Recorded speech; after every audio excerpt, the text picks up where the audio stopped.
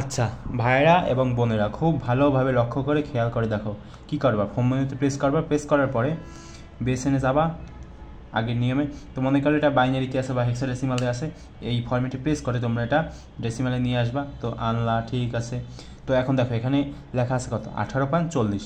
তো ঠিক আছে, কিন্তু এখানে এই যে পয়েন্ট না, এই পয়েন্টটা কিন্তু তোমরা এই যে ডেসিমালের যে ফরম্যাটটা এখানে কিন্তু তোমরা ইনপুট করতে পারবে না। তো সেহেতু তোমাদের ডাইরেক্ট এটা উঠিয়ে দিতে হবে 18.40।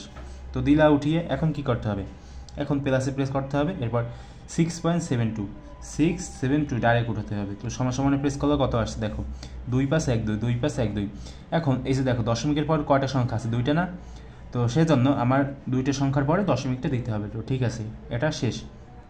আর তোমরা যদি একবার বিস্তারিত ভিডিও চাও দশমিক নিয়ে কীভাবে কী করতে হয়, তাহলে তারও একটা ভিডিও করা আছে আর কি। তোমরা এই যে ক্যালকুলেটর হ্যাক্সের যে প্লে লিস্টে আছে না আমার এই চ্যানেলে, সেটা তোমরা চেক করতে পারো। আচ্ছা, টাইটেলে আর কি এগুলিই লেখা আছে ডেসিমাল যুগ। দেখো এখন এটা কীভাবে করবা, এটাও এই আগের নিয়মে 55 একবার ডাইরেক্ট উঠাবা 707, ঠিক আছে। প্লাস দিলা 23, এবার হচ্ছে তোমার 300। তো দেখো কত আছে, কত আসছে 79007, 79007।